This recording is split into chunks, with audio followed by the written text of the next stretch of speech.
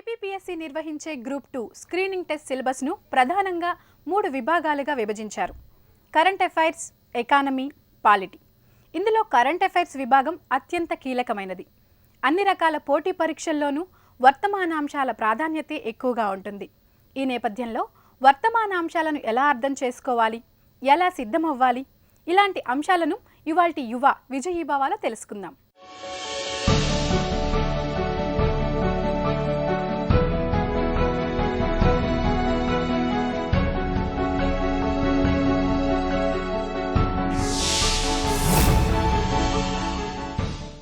నమస్కారం అండి. ఈరోజు మనం చర్చించాల్సిన అంశము కేంద్ర రాష్ట్ర ప్రభుత్వ పథకాలు, దాని మీద పోటీ పరీక్షలకి స్టూడెంట్స్కి కావాల్సిన అవగాహన. మనము చర్చ మొదలుపెట్టే ముందు అర్థం చేసుకోవాల్సింది ఏంటంటే, కేంద్ర రాష్ట్ర ప్రభుత్వాలు ఇన్ని పథకాలు, అభివృద్ధి పథకాలు అసలు ఎందుకు చేస్తున్నారు, దాని మీద ఈ మధ్య కాలంలో పోటీ పరీక్షలలో ఎందుకు ఇంతగా దృష్టి సాధించారు అన్నది అర్థం చేసుకోవాలి. మన రాజ్యాంగంలో అతి ముఖ్యమైన ఉద్దేశాలలో ఒక ఉద్దేశము సంక్షేమ రాజ్యాన్ని స్థాపించడం. సంక్షేమ రాజ్యాన్ని స్థాపించాలంటే సమాజంలో ఉన్న అసమానతలను, పేదరికాన్ని నిర్మూలించడం, ఇవన్నీ చాలా అవసరం. దాని భాగంగానే మన రాజ్యాంగంలో directive principles of state policy, ఆదేశిక సూత్రాలను ఇంక్లూడ్ చేయబడింది.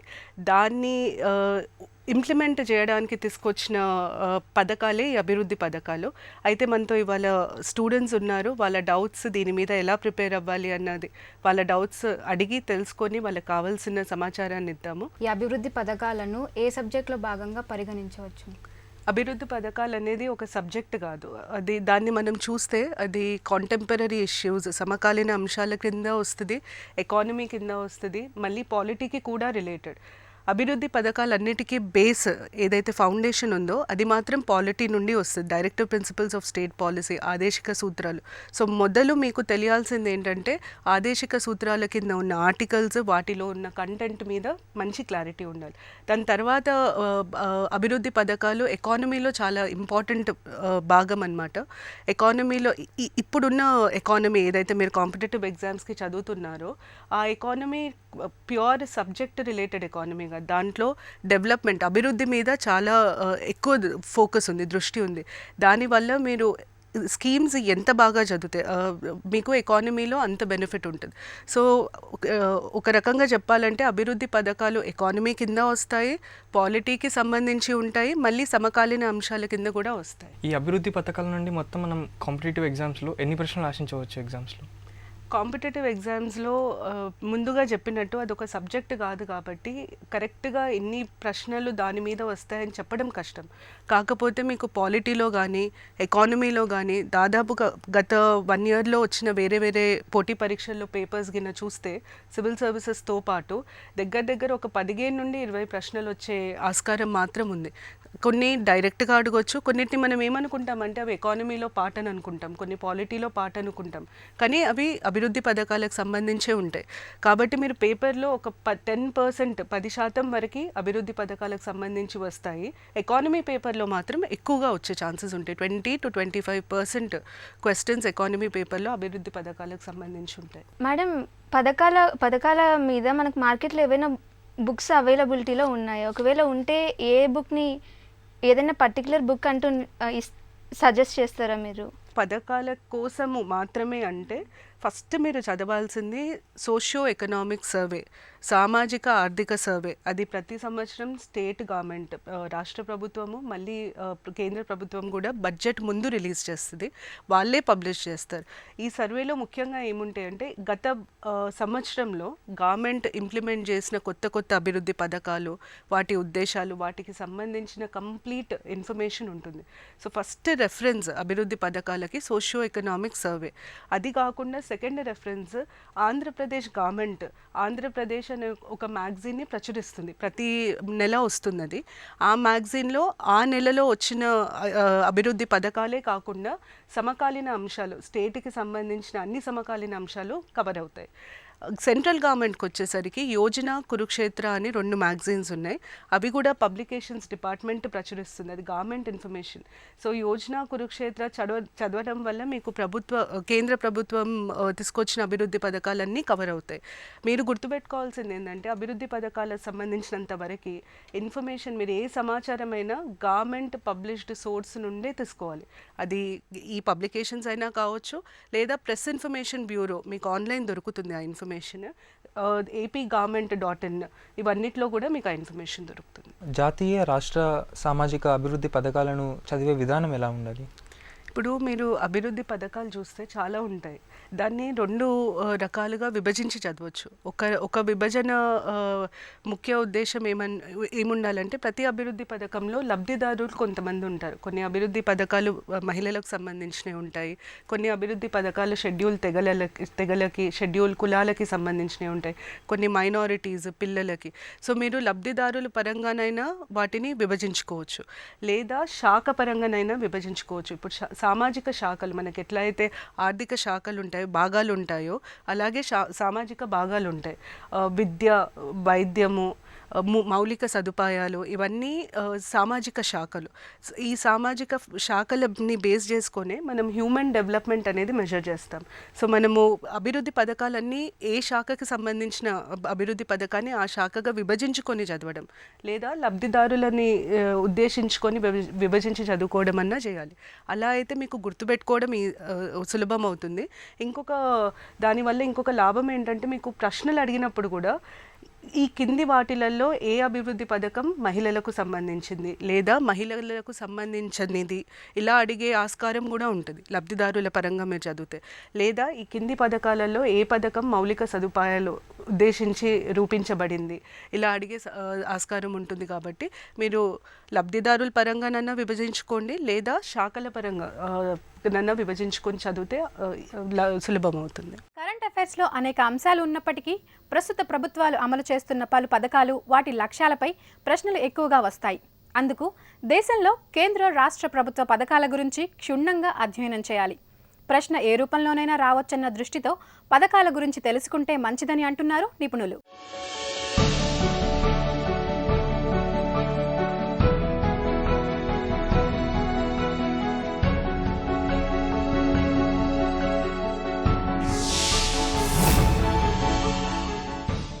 ఈ పోటీ పరీక్షల కోసం అభివృద్ధి పథకాల గురించి క్వశ్చన్స్ ఖచ్చితంగా వస్తాయి ఎగ్జామ్స్లో. సో ఎన్ని నెలల ముందు నుంచి అమలుపరిచిన అభివృద్ధి పథకాల గురించి తెలుసుకోవాలి. ఇప్పుడు మనం అభివృద్ధి పథకాల మూలంకి వెళ్తే అవి ఈ రోజు నిన్ననో మొదలైనవి కాదు. మనకి స్వాతంత్రం వచ్చి ఫస్ట్ గవర్నమెంట్ ఫామ్ అయిన దగ్గర నుండి మనకు అభివృద్ధి పథకాలు ఉన్నాయి. కాకపోతే మీరు గమనిస్తే ముందున్న అభివృద్ధి పథకాలు ఇప్పుడు లేవు.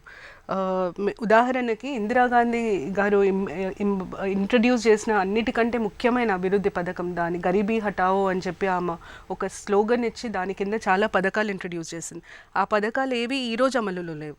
ఇంకొకటి ఏంటంటే మనకి రూలింగ్ పార్టీ మారడంతో పథకాల పేర్లు ఇవన్నీ మారుతాయి. అయితే మీకు ఇప్పుడు అయ్యే ఎగ్జామ్కి మీకు కావాల్సిన ఇన్ఫర్మేషన్ మాత్రం 2014 నుండి గ్యాదర్ చేసుకోవాలి. ఎందుకు అంటే 2014 ఎలక్షన్స్లో మనకి రూలింగ్ పార్టీ సెంటర్లో మారింది, స్టేట్లో విభజన జరిగింది. కాబట్టి కొత్త పథకాలు, ఉన్న పథకాలకి కొత్త పేర్లు ఇవన్నీ వచ్చినాయి. కాబట్టి మీరు 2014 నుండి మొదలుపెట్టిన అన్ని పథకాలు చూసుకోవాలి.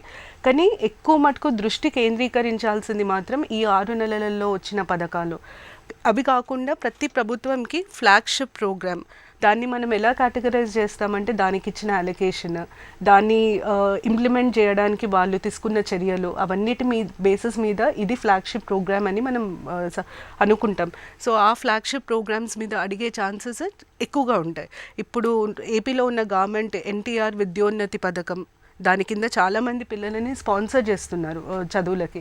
అది ఫ్లాగ్షిప్ ప్రోగ్రామ్, దానికి సంబంధించిన కంప్లీట్ ఇన్ఫర్మేషన్ ఉండాలి. సో 2014 నుండి వచ్చిన అన్ని పథకాలు, 6 నెలలలో ఇంట్రడ్యూస్ అయిన పథకాలు, plus government most important schemes, flagship programmes ఏవైతే ఉన్నాయో వాటి మీద ఫోకస్ ఎక్కువ. మీరు చెప్పినట్లు 2014 నుంచి అండ్ లాస్ట్ 6 months నుంచి చూసుకుంటే మేడం నెంబర్ ఆఫ్ స్కీమ్స్, చాలా స్కీమ్స్ ఎక్కువ ఉన్నాయి మ్యామ్. అంటే వాటిని ఎలా గుర్తుపెట్టుకుంటే మార్క్స్ ఎక్కువ స్కోర్ చేయగలం మ్యామ్?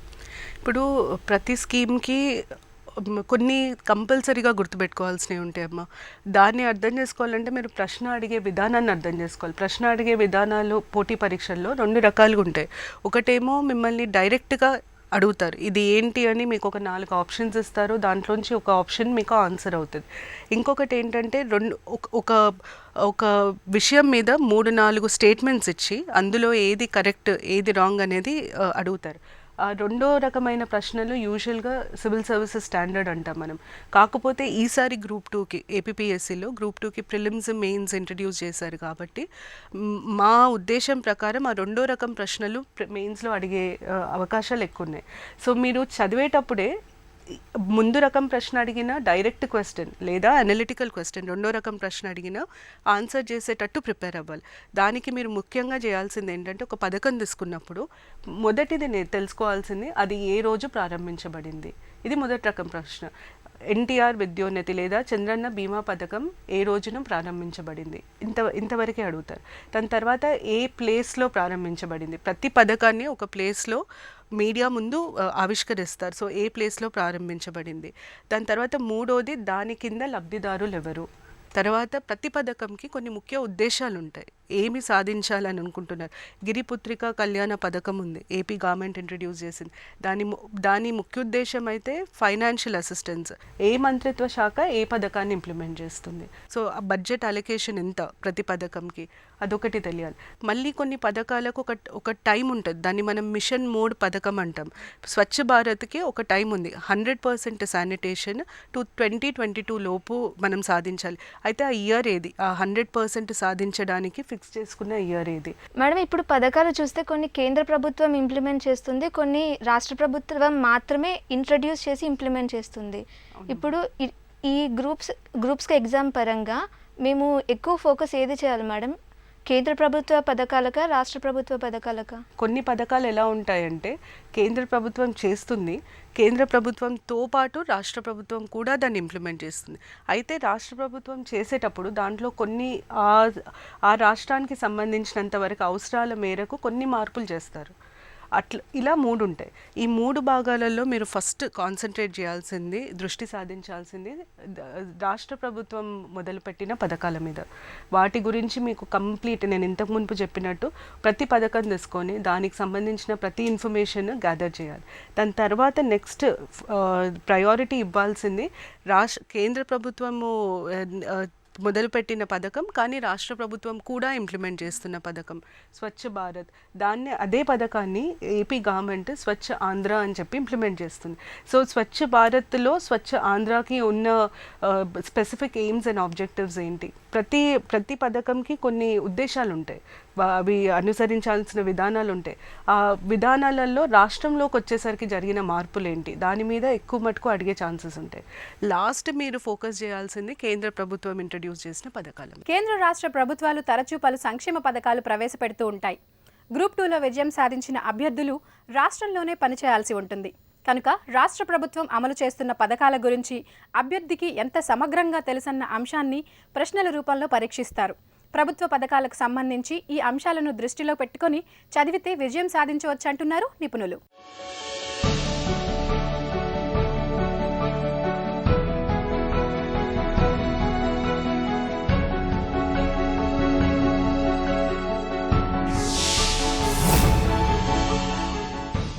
మేడం, రాష్ట్ర ప్రభుత్వ అభివృద్ధి పథకాలకు సంబంధించి మీరు చెప్పినవి కాకుండా ఇతరత్ర అంశాలు, వాటికి అనుగుణంగా ఉన్న ఇతర స్కీములు, వాటిని బేస్ చేసుకొని ఇచ్చిన ర్యాంకులు కానీ రిపోర్ట్లు కానీ అలాంటివి ఏమైనా చదవాల్సిన అవసరం వస్తుందా ఈ ఎగ్జామ్ కోసం?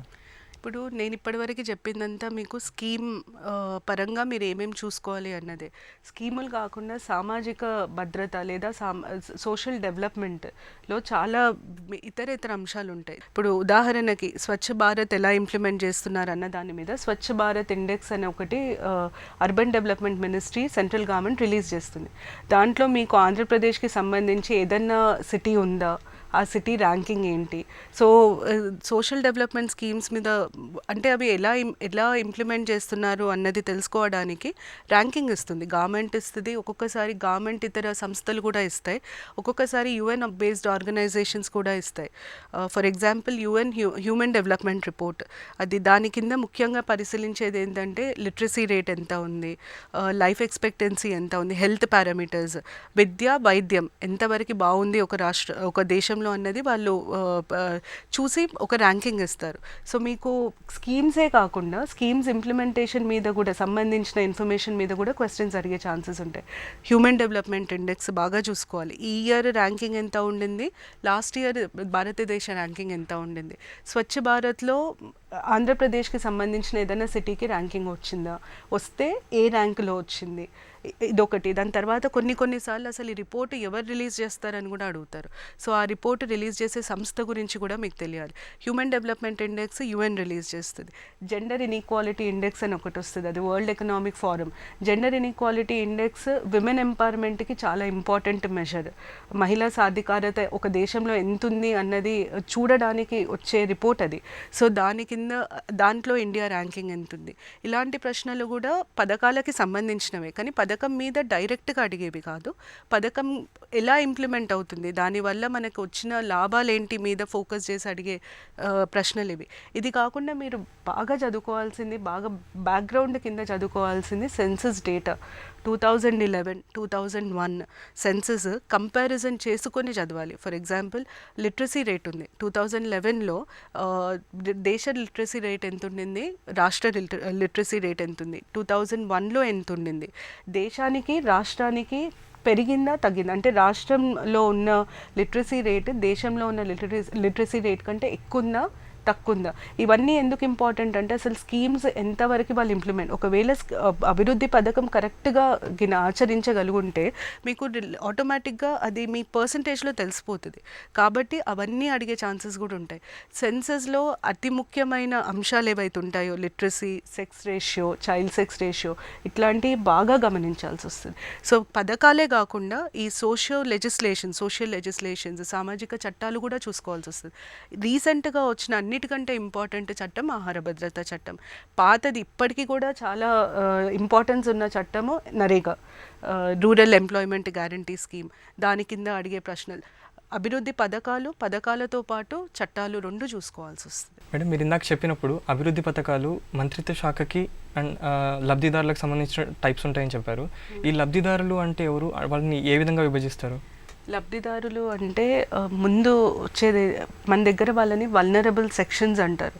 అండ్ సామాన్యంగా ఉండే పరిస్థితులలో వాళ్ళు ఉండరు అనమాట. వాళ్ళ డెవలప్మెంట్కి ప్రభుత్వం కొన్ని ఇంపార్టెంట్ మెషర్స్ తీసుకోవాల్సి వస్తుంది. వాళ్ళందరినీ మనం వల్నరబుల్ సెక్షన్స్ అంటాం. ఇండియాలో రాష్ట్రంలో కానీ దేశంలో కానీ ఇట్లాంటి వల్నరబుల్ సెక్షన్స్లో ముందుగా వచ్చేది షెడ్యూల్డ్ కులాలు, తెగలు, దాని తర్వాత మహిళలు, పిల్లలు, దాని తర్వాత ఓబీసీస్, మైనారిటీస్, వికలాంగులు, వయోవృద్ధులు, వీళ్ళందరికీ సంబంధించిన స్కీమ్సే చాలా మటుకుంటాయి. మీరు అడిగిన శాఖలకి సంబంధించి అన్నిటికంటే ముందొచ్చే శాఖ వైద్యము, విద్య, ఎంప్లాయ్మెంట్, ఈ మూడు ముఖ్యమైన శాఖలు. అది కాకుండా మౌలిక సదుపాయాలు, కొన్ని వ్యవసాయానికి సంబంధించిన స్కీమ్స్ కూడా ఉంటాయి. ఇప్పుడు ప్రధాన్ మంత్రి కృషి సంచయ్ యోజన, అది చాలా చాలా ఇంపార్టెంట్ స్కీమ్ ఇరిగేషన్కి సంబంధించి. సో దాని మీద ప్రశ్నలు అడిగే ఛాన్సెస్ ఉంటాయి. అలా మీరు భాగాలుగా విభజిస్తే infrastructure, employment, health, education, skill development, ఎంప్లాయ్మెంట్లో మళ్ళీ ఒక సబ్ పార్ట్ స్కిల్ డెవలప్మెంట్కి సంబంధించి ఏ స్కీమ్స్ ఉన్నా నేషనల్ వైడ్ అవి ఫ్లాగ్షిప్ ప్రోగ్రామ్స్. ఎందుకంటే ఇండియాలో పనిచేసే పాపులేషన్ ఎక్కువ ఉంది, వాళ్ళకి ఉద్యోగాలు రావాలి అంటే స్కిల్ డెవలప్మెంట్ ఉండాలి. సో స్కిల్ డెవలప్మెంట్ కింద వచ్చిన స్కీమ్స్ అన్నీ మీరు లబ్ధిదారుల పరంగా చూడొచ్చు, శాఖల పరంగా కూడా చూడొచ్చు. మేడం, సామాజిక భద్రత అంటే ఏంటి, వాటిపైన వచ్చిన ఏమైనా స్కీమ్స్ పైన ఎంతవరకు ఫోకస్ చేయాలంటారు? మీద అన్ని స్కీమ్స్ కంటే వేరుగా ఉండేది సామాజిక భద్రత అమ్మ. సామాజిక భద్రత ఇంగ్లీష్లో సింపుల్గా చెప్పాలంటే ఇన్సూరెన్స్ స్కీమ్. అది రేపు ఒకవేళ ఎటు రకమైన డెత్ కానీ లేకపోతే అంగవైకల్యం కానీ సంభవిస్తే ఆ ఫ్యామిలీ మళ్ళీ పేదరికంలోకి వెళ్లకుండా ఇచ్చే భద్రతని సామాజిక భద్రత అంటారు. అయితే ఈ ఇన్సూరెన్స్ స్కీమ్ ఈ మోడీ గవర్నమెంట్ వచ్చిన తర్వాత సామాజిక భద్రత మీద ముందు కన్నా ఎక్కువ దృష్టి సాధించారు. ఒక ముఖ్యమైన రీజన్ దానికి ఏంటి అంటే బ్యాంకింగ్ సెక్టర్, అంటే ప్రతి ఒక్కరికి బ్యాంక్లో అకౌంట్ ఉండాలి అంటే వాళ్ళకు ఒక స్కీమ్ కల్పిస్తే వాళ్ళు అకౌంట్ తీసుకుంటారు. సామాజిక భద్రతని ఫైనాన్షియల్ ఇంక్లూజన్తో పాటు ముడి వేసి స్కీమ్స్ని డెవలప్ చేశారు. అయితే మిగతా స్కీమ్స్ లాగా కాకుండా సామాజిక భద్రత స్కీమ్స్లో బాగా అడిగేది ఏంటంటే, ఇప్పుడు ఒక స్కీమ్ ఉంది సామాజిక భద్రత స్కీమ్, చంద్రన్న బీమా పథకం ఉంది. అందులో ఉట్టి యాక్సిడెంటే కవర్ చేస్తారా, డెత్ మీద కూడా డబ్బులు ఇస్తారా, ప్రీమియం ఎంత కట్టాలి, గవర్నమెంట్ ఎంత ప్రీమియం కడుతుంది, లబ్ధిదారులు ఎంత ప్రీమియం కడుతున్నారు. సామాజిక భద్రతకు సంబంధించినంత వరకు డేటా ఎక్కువ ఇంపార్టెంట్. ఈ మనీకి సంబంధించి అలొకేషన్కి సంబంధించి ఆ ఫైనాన్షియల్ డీటెయిల్స్ ఎక్కువ గుర్తుపెట్టుకోవాల్సి వస్తుంది. అభివృద్ధి పథకాల మీద సంబంధించిన అంశాలన్నీ చర్చించుకున్నాం. ఇప్పుడు దానికి సంబంధించి ఏం పుస్తకాలు చదవాలి, ఏం గుర్తుపెట్టుకోవాలి, ఎలాంటి ప్రశ్నలు అడిగే అవకాశం ఉంది, ఎన్ని ప్రశ్నలు అడిగే అవకాశం ఉంది, ఏం చదివితే ఎంతవరకు దేనికి అవసరం పడుతుంది అన్నవి మనం చర్చించుకున్నాం ఈరోజు. గ్రూప్స్కి సంబంధించినంత వరకు ముందెన్నడూ లేనన్ని ప్రశ్నలు అభివృద్ధి పథకాల మీదనే అడుగుతున్నారు. స్టూడెంట్స్ తప్పకుండా వీటి మీద ప్రత్యేక దృష్టి సాధించాల్సిన అవసరం ఎంతైనా ఉంది.